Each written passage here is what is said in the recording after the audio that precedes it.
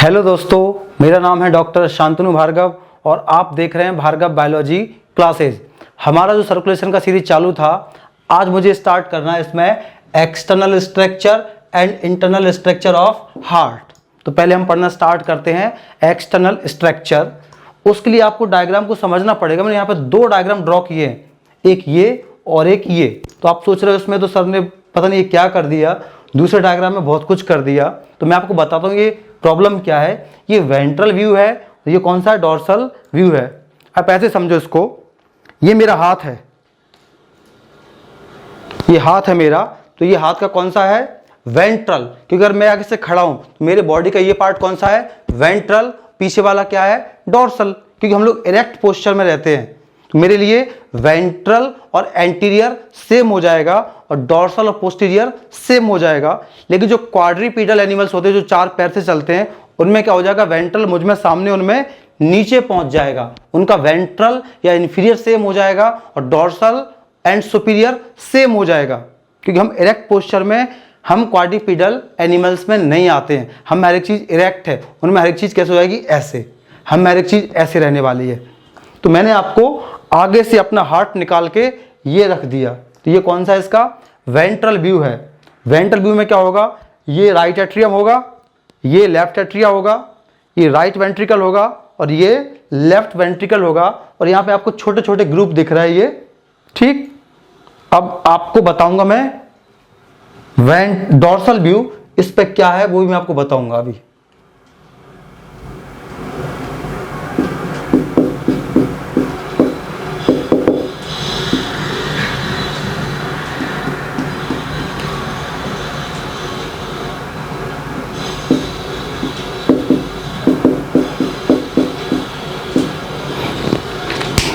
तो ये क्या आपका डोर्सल व्यू है, मतलब पीछे से है। अब आप जरा सोचो कैसे आएगा इसका। मान के चलो ये मेरा हार्ट है, तो इसमें ये क्या है, राइट एट्रियम, इधर क्या है, लेफ्ट एट्रियम, ये क्या है, राइट वेंट्रिकल, ये क्या है, लेफ्ट वेंट्रिकल। अगर आपको हार्ट को पीछे से देखना है तो मुझे पलटाना पड़ेगा ना। आप चाहे ऐसे पलटाओ चाहे ऐसे पलटाओ, बात एक ही है। मैंने इसको ऐसे पलटा दिया, तो जरा सोचो, जो राइट एट्रियम इधर था, जो लेफ्ट एट्रियम इधर था, जब मैं पलटाऊंगा तो राइट एट्रियम किधर पहुंच जाएगा, अब इस तरफ आ जाएगा। इस तरफ क्या आ जाएगा, आर ए, इस तरफ क्या आ जाएगा, एल ए। तो आपने देखा होगा इस डायग्राम में, इधर आर ए दिख रहा है, इधर एल ए दिख रहा है। सोचो आप इसको पलटा दो ऐसे। मैंने यहां से उठाया, उसको ऐसे पलटा दिया, तो जो आर ए है वो किधर आ जाएगा, यहां पे आ जाएगा। और जो एल ए है वो कहां पे आ जाएगा, यहां पे आ जाएगा। मतलब मैं हार्ट को पीछे से दिखा रहा हूं। मैंने आपको हार्ट का डोर्सल व्यू दिया है क्योंकि वेंट्रल पे कुछ आपको दिख ही नहीं रहा था। जो कुछ दिखेगा वो कहां पे दिखेगा, आपको डोर्सल पे दिखेगा। तो मैंने आपको डोर्सल व्यू दिया है। अब देखो जरा, हार्ट 4 चैम्बर्ड होता है, 1 2 3 4। बहुत सिंपल है। दोनों एट्रिया आपस में एक लॉन्गिट्यूडनल ग्रुप के थ्रू सेपरेट रहते हैं। उनको हम बोलते हैं इंटर एट्रियल सल्कस। इंटर मतलब बीच में, एट्रिया मतलब एट्रिया के, सल्कस मतलब ग्रुप। मतलब जो इंटर एट्रियल सल्कस है वो एक्सटर्नली दोनों एट्रिया को सेपरेट करने का काम करता है। से नीचे हो जाएगा, दोनों वेंट्रिकल के बीच में क्या हो जाएगा, इंटर वेंट्रिकुलर सल्कस। यानी inter ventricular sulcus left ventricle को राइट वेंट्रिकल से एक्सटर्नली सेपरेट करता है। इस ग्रुप का नाम हो गया IAS, ये हो जाएगा IVS। ऐसी एक ग्रुप किसमें होगी, पीछे दोनों एट्रिया और दोनों वेंट्रिकल के बीच में होगी कि नहीं होगी। जो लाइन आपको ब्लैक डॉट डॉट को मत देखो आप, जो ब्लैक लाइन आपको दिख रही है, ये जो ब्लैक लाइन दिख रही है, ये जो ग्रुप है वो किसके बीच में, दोनों एट्रिया दोनों वेंट्रिकल के बीच में है कि नहीं है। तो हम इसको बोलेंगे एट्रिया और वेंट्रिकल के बीच बनने वाली ग्रुप। इसका नाम कैसे बनेगा, एट्रियो वेंट्रिकुलर सल्कस। इन दोनों के बीच में है तो क्या बनेगा, एट्रियो वेंट्रिकुलर सल्कस, या इसी का एक और नाम हो जाएगा कोरोनरी सल्कस। इतना समझ में आया। अब मुझे ना तो IAS से मतलब है ज्यादा, ना IVS से मतलब है। आपको लेके आया मैं AB sulcus, atrio ventricular sulcus. अब ये जो सल्कस है ये हार्ट के पीछे ऐसा रहता है, ऐसा। सोचो मैंने सिर्फ सल्कस को आपको बता दिया, ये सल्कस है। आगे से नहीं दिखेगा आपको, पीछे से दिखेगा। इसी AB सल्कस में कौन फिक्स रहता है, कोरोनरी साइनस। देखो ऐसे, समझ गए ना? ये जो सल्कस था, ये जो गड्ढा था, ये इसलिए था ताकि इसमें कौन फिट हो सके? Coronary sinus. What is coronary sinus? Coronary sinus is the largest vein of heart, not body. Largest vein of body क्या हो जाएगा? Inferior vena cava. मैंने बोला it is largest vein of heart.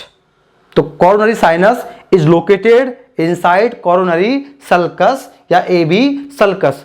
इसलिए एबी सल्कस होता है ताकि वो इनके फिट होने को जगह प्रोवाइड कर सके। मतलब मैं बोल सकता हूं coronary sinus receive impure blood from the wall of heart. L की वॉल हो, चाहे वो आर ए की वॉल हो, चाहे एल बी की वॉल हो, आर बी की वॉल हो, मैंने बोल दिया हार्ट के वॉल का, हार्ट के पूरे वॉल का जो इम्प्योर ब्लड है वो कोरोनरी वेन के थ्रू कहां पे आ जाता है? कोरोनरी साइनस में आ जाता है। और कोरोनरी साइनस इस गंदे खून को कहां पे डाल देगा? राइट एट्रियम में डाल देगा। एंड दिस ओपनिंग यानी opening of coronary sinus into right atrium is guarded by Thebesian valve. और जो ये ओपनिंग है किसकी? जो कोरोनरी साइनस की राइट एट्रियम में जो ओपनिंग है, this opening is guarded by Thebesian valve. इसको हम कोरोनरी वॉल्व भी बोलते हैं।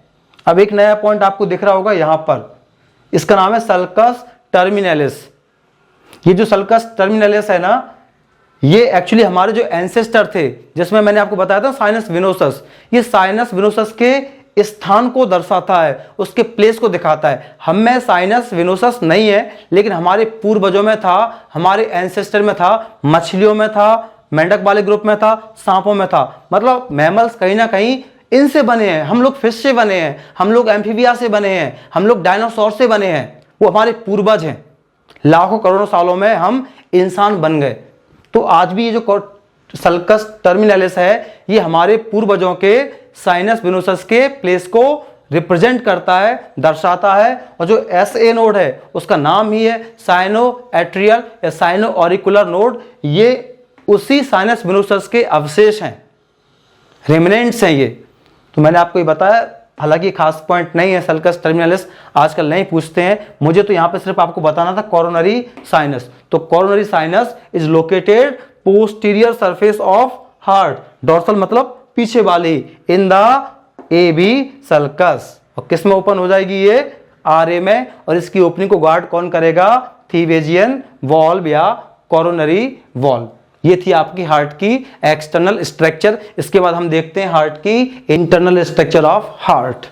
तो मैंने इसके 3 डायग्राम बनाए हैं। ये 3 डायग्राम बनाने का मेरा एम क्या है? ये तो एम्ब्रियोनिक है, ठीक है, एम्ब्रियो का है। ये 2 को मैंने अलग अलग कर दिया, क्योंकि मैं अगर दोनों को एक साथ बनाने की कोशिश करता तो डायग्राम इतना ओवरलैप कर जाता कि मैं यहाँ पर सब चीज़ें लिखता तो बहुत ही कॉम्प्लिकेशन हो जाती है, आप समझ ही नहीं पाते क्या है, कहाँ पे क्या लिखा है। तो ये दोनों डायग्राम सेम ही है। एक मैंने कुछ स्ट्रक्चर्स को बताने की कोशिश की है और दूसरे में कुछ और स्ट्रक्चर्स बताने की कोशिश की है। तो देखो जरा, अभी तक हमने पढ़ा था एक्सटर्नल, अब हम पढ़ रहे हैं इंटरनल। तो मैंने क्या किया, हार्ट को लिया और उसको लॉन्गिट्यूडनल में ऐसे काट दिया और आधे हिस्से को साइड में रख दिया। आपको हार्ट ऐसा दिखेगा। मैंने ऐसे नहीं काटा, मैंने ऐसे कट किया, LS। तो ये आपका रहा हार्ट का स्ट्रक्चर। ये RA है, राइट एट्रियम है। ये मैं आपको लिख के देता हूं, ये RA है, ये LA है, ये RB है, ये LB है। ओके, अब हम देखते हैं। देखो जरा, आपको जो दिख रहा है वही मैं आपके सामने बोलने वाला हूं। देख रहे हो ना? अगर जो चीज बाहर से ग्रुप थी, सल्कस थी, वही चीज अंदर क्या बन जाएगा? सेप्टम बनेगा कि नहीं बनेगा? पार्टीशन। जब मैंने बाहर से पढ़ा था तो क्या बोला था? इंटर एट्रियल सल्कस, लेकिन अंदर से क्या बोलूंगा? Inter atrial septum. Same ventricle के साथ हो जाएगा। तो इसको आप समझने की कोशिश करना। तो देखो, दोनों एट्रिया इंटर एट्रियल सेप्टम द्वारा आपस में एक दूसरे से सेपरेट रहते हैं। Inter atrial septum, not sulcus, inter atrial septum separate right atria from left atria. इसी इंटर एट्रियल सेप्टम में एक ओवल शेप का डिप्रेशन रहता है, इसको बोलते हैं फोसा ओवेलिस। फोसा मतलब होता है गड्ढा और ओवेलिस मतलब होता है ओवल, अंडे जैसा। तो ये ओवल शेप एक डिप्रेशन है, तो इसका नाम रख दिया मैंने फोसा ओवेलिस। ठीक, ये 2 नाम हो गए यहाँ पर।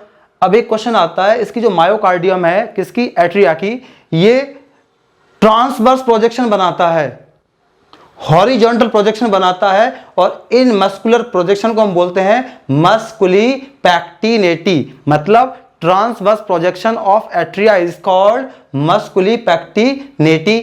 यहां तक क्लियर हुआ कि नहीं हुआ? आगे हम देखते हैं। सेम कंडीशन आपको वेंट्रिकल पे अप्लाई करना है।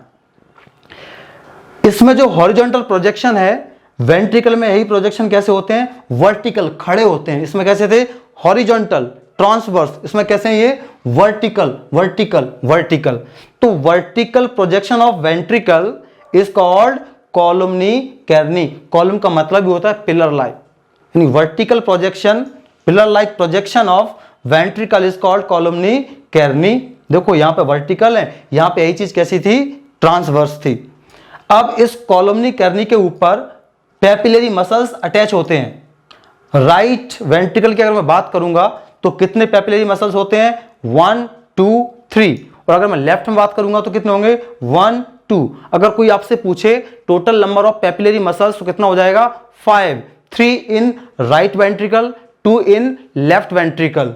ये भी आप समझ चुके होंगे, मसल है ये, ठीक। अब मसल्स का ही लास्ट हिस्सा क्या कहलाता है, ये टेंडन। चूंकि ये छोटा टेंडन है तो उसका नाम हो गया कॉर्डी टेंडनी, रस्सी जैसा छोटा टेंडन, सो कॉल्ड कॉर्डी टेंडनी। अब ये कैसे बना, मैं आपको ये समझाने की भी कोशिश करता हूं। अगर कोई भी मसल्स है तो मसल्स का लास्ट पार्ट क्या कहलाता है, टेंडन। देखो ये मसल्स है तो ये टेंडन है कि नहीं, तो ये जो आपके पैपिलरी मसल्स हैं इन्हीं का जो एक्सटेंशन है वो क्या कहलाता है, कॉर्डी टेंडनी। और ये कॉर्डी टेंडनी ये ट्राइकस्पिड और बाइकस्पिड वॉल्व के एक एक फ्लैप से अटैच हो जाते हैं, जिससे ये पैराशूट जैसा लुक भी बन जाता है, ठीक। और हम यहां पे बात करते हैं, दोनों वेंट्रिकल आपस में किससे सेपरेट हैं, इंटर वेंट्रिकुलर सेप्टम से। यहां पे किससे थे दोनों एट्रिया, इंटर एट्रियल सेप्टम, यानी ये पार्टीशन को बोलते हैं सेप्टम और ग्रुप को बोलते थे सल्कस। यहां पे ये पार्टीशन है तो आईवीएस यानी S for septum, S for septum. बाहर से जब हमने पढ़ा था आईएस आईवीएस तो वहां पे एस स्टैंड्स फॉर सल्कस। अब हम बात करते हैं, दोनों एट्रिया दोनों वेंट्रिकल से इसके थ्रू रहते हैं, किसके थ्रू, एवी सेप्टम। ये मैं लिख नहीं पाया, मैं आपको लिख रहा हूं, देखो ये लिखा है AV septum, AV septum made of thick fibrous tissue. दोनों एट्रिया दोनों वेंट्रिकल से एक थिक फाइब्रस टिश्यू से सेपरेट रहते हैं, उसको हम बोलते हैं एट्रियो वेंट्रिकुलर सेप्टम। जबकि दोनों एट्रिया एक थिन पार्टीशन से सेपरेट रहते हैं, थिन मस्कुलर पार्टीशन से सेपरेट रहते हैं, उसको बोलते हैं इंटर एट्रियल सेप्टम। जबकि दोनों वेंट्रिकल एक थिक मस्कुलर पार्टीशन से अलग रहते हैं, उसको बोलते हैं इंटर वेंट्रिकुलर सेप्टम। यहां तक आपको समझ में आ गया कि नहीं आ गया? अब मुझे बात करना इस ओपनिंग की और ये वॉल्व की इस डायग्राम में। तो देखो जरा, ये जो एट्रिया की वेंट्रिकल में ओपनिंग है, मैं अभी ये नहीं कह रहा हूं कि राइट एट्रिया की ओपनिंग या लेफ्ट एट्रिया की ओपनिंग, मैं एक जनरल बात कर रहा हूं। Opening of atria into ventricle is called atrio ventricular aperture. Atria की वेंट्रिकल में जो ओपनिंग है उसको हम क्या बोलेंगे, एट्रिया की वेंट्रिकल में ओपनिंग। इंग्लिश में बोल दो आप, atrioventricular aperture. Aperture means opening. अब मुझे इसको स्पेसिफाई करना पड़ेगा। Opening of right atrium into right ventricle is called राबा, right atrioventricular aperture, while opening of left atrium into left ventricle is called lava, left atrioventricular aperture। मेरा कहने का मतलब यह है कि ए बी एपर्चर दो टाइप का है, रावा एंड लावा। ये जो ओपनिंग है इसको गार्ड करने के लिए वॉल्व होंगे कि नहीं होंगे, बिल्कुल होंगे। तो यहां पर जो मस्कुलर वॉल्व है हम इसकी बात करने वाले हैं, तो इनको हम क्या वॉल्व बोलेंगे, एट्रियो वेंट्रिकल के बीच में ये वॉल्व है कि नहीं है, तो इसको हम बोलेंगे ए बी वॉल्व। मस्कुलर है ये नेचर में। दे लुक लाइक पैराशूट, देखो ये कैसे दिख रहे हैं, छाते जैसा दिख रहा है, पैराशूट जैसा दिख रहा है, सो कॉल्ड पैराशूट वॉल्व। यानी एबी वॉल्व या पैराशूट वॉल्व दोनों का मतलब एक ही है। ये दो टाइप के होते हैं, एक तो होता है राइट साइड में ट्राइकस्पिड और लेफ्ट में होता है बाइकस्पिड। बाइकस्पिड को मिट्रल वॉल्व भी बोलते हैं। इसको याद करने का तरीका क्या है, हिंदी में बोलते हैं दायां और बायां। तो आप याद रखना, बाईं ओर क्या होता है, बाइकस्पिड वॉल्व, तो ऑटोमेटिक राइट साइड क्या हो जाएगा, ट्राइकस्पिड। ट्राइकस्पिड में 3 फ्लैप होते हैं और बाइकस्पिड में 2 फ्लैप होते हैं, इसीलिए यहां पर 2 पैपिलरी मसल्स थे, यहां पर 3 पैपिलरी मसल्स थे, इसीलिए यहां पर 3 कॉर्डी टेंडेनी थे ताकि वो तीनों फ्लैप से अटैच हो पाए। यहां पर 2 कॉर्डी टेंडेनी थे ताकि वो दोनों फ्लैप से अटैच हो जाए। ये कॉर्डी टेंडेनी या ये मसल्स क्या काम करते हैं, जब ये दोनों एट्रिया कॉन्ट्रैक्ट होंगे तो आरए का ब्लड आरबी में आ जाएगा और एलए का ब्लड एलबी में आ जाएगा। लेकिन जब ये दोनों वेंट्रिकल होंगे तो ये वॉल्व इस ओपनिंग को बंद करेंगे कि नहीं करेंगे, ताकि वेंट्रिकल का ब्लड वापस एट्रिया में ना जा पाए। सोचो अगर ये कॉर्डी टेंडेनी नहीं होते तो ये वॉल्व पलट नहीं जाते ऊपर। अगर मैं इनको कट कर दूं या ये मैमिलरी मसल्स या पेपिलरी मसल्स वीक होते तो वेंट्रिकल का ब्लड वापस एट्रिया में नहीं चला जाएगा। इस एब्नॉर्मल कंडीशन को हम बोलते हैं रिगारजिटेशन। और अगर कोई वॉल्व छोटा रह जाए तो उसको बोलते हैं स्टीनोसिस। हम ये डिजीज में आगे पढ़ेंगे, तो ये मैंने आपको बता दिया, इसमें जो मुझे बताना था वो मैंने आपको बता दिया। अब मैं आता हूं इस डायग्राम पर। ये डायग्राम भी इसी का पार्ट है, बट क्या है कि मैं इसको ओवरलैप नहीं करना चाहता था। तो सेम कंडीशन है, R A L A R B L B. तो यहां पे मैंने ब्लड वेसल्स के बारे में बात की है। तो देखो जो राइट एट्रियम है इसमें टोटल कितनी ब्लड वेसल्स ओपन होती हैं, तो पहला होता है superior vena cava. Superior vena cava आपके बॉडी के जो अपर एक्सट्रीमिटीज है, हैंड और आपका जो हेड रीजन है, उससे इम्प्योर ब्लड को कहां पे लाके डाल देगी, यहां पर। और यूस्टेशियन जो आईबीसी है वो आपके लोअर एक्सट्रीमिटीज से इम्प्योर ब्लड लेके कहां पे डाल देगी, आरए में डाल देगी। यहां पर एक वॉल्व होता है, उसको बोलते हैं यूस्टेशियन वॉल्व। अब आप बोलोगे सर सुपीरियर वेना कैवा पर तो वॉल्व है ही नहीं। सुपीरियर वेना कैवा की राइट एट्रियम में ओपनिंग इस तरीके से होती है, ऑब्लिकली होती है कि वो अपने आप में वॉल्व की तरह काम करती है, इसलिए वहां पे वॉल्व नहीं है। तीसरा होता है कोरोनरी साइनस।